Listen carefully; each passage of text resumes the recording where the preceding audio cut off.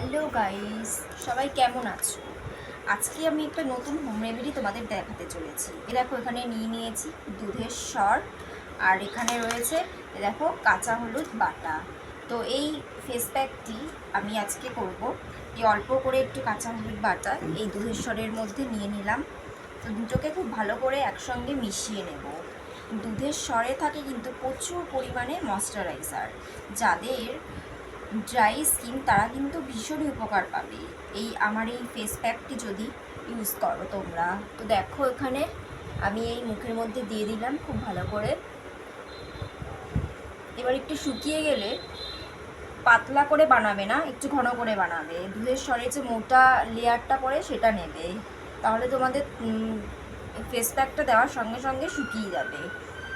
যেমন আমার দেখো টান টান ধরছে একটু দেওয়ার সঙ্গে সঙ্গেই। অনেকটা কিন্তু মুখটা গ্লো করে জানো। দেখো আমার মুখটা কিন্তু এখনই অনেকটা তেল তেল করছে। আমার তো ভীষণই স্যুট করে এই দুধের স্বর।